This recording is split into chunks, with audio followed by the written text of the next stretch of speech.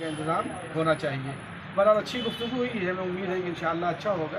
ابھی ہم لوگ اس سلسلے میں یہاں السلام علیکم ناظرین، 21 صفر المظفر ہے، 29 ستمبر ہے۔ ادھر جمعیت علماء ہند کے ایک وفد نے ریاست آسام کا دورہ کیا ہے، جہاں حال ہی میں پولیس کی گولی سے کچھ مسلمان مارے گئے تھے اور جہاں 900 خاندانوں کو اجاڑ دیا گیا تھا۔ اس خبر کے لیے سوشل انڈیا نیوز کے ساتھ آسام سے ہی مولانا محمد ناظم جڑے ہوئے ہیں۔ موقع کی چند تصاویر بھی ہم آپ کو پیش کر رہے ہیں۔ جمعیت کا یہ وفد مولانا محمود مدنی کی ہدایت پر آسام پہنچا تھا، جہاں جمعیت علماء اور اجمل فاؤنڈیشن کی طرف سے مرنے والوں کے خاندان کو 2-2 لاکھ روپے اور زخمیوں کو 20-20 ہزار روپے دیے گئے ہیں۔ اس کے ساتھ ساتھ اجڑے ہوئے 900 خاندانوں میں کھانے پینے کا سامان، آٹا ہے، دال ہے، چاول ہیں، ایسی چیزیں تقسیم کی گئی ہیں، ٹینٹ تقسیم کیے گئے ہیں اور پانی کی ضرورت کو پورا کرنے کے لیے نل لگوائے گئے ہیں۔ آپ کو پتہ ہی ہے کہ آسام میں اس مرتبہ جو کچھ ہوا تھا اس سے پوری دنیا لرز کر رہ گئی تھی کہ 14 سالہ شیخ فرید کی لاش پر سرکار کی طرف سے بلایا گیا فوٹوگرافر کودا ہے اور پولیس کی موجودگی میں کودا ہے۔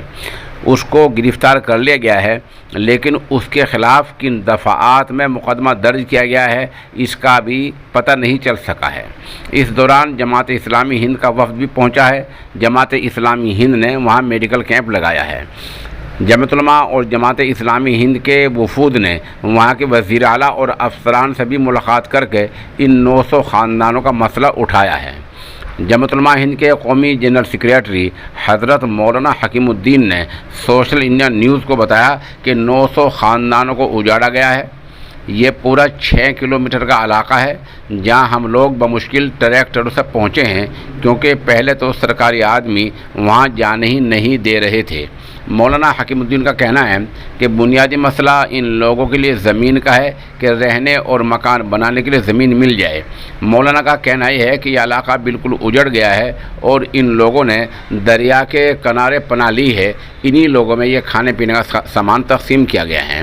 بتا دیں کہ آسام میں جو بنیادی مسئلہ ہے، یہ غریب لوگ قریباً 30-40 سال سے سرکاری زمین پر رہ رہے تھے۔ سرکار نے ان کو اجاڑ تو دیا، لیکن ان کے رہنے کے لیے مکان مہیا نہیں کرایا، یعنی مکان کے لیے جگہ بھی مہیا نہیں کرائی۔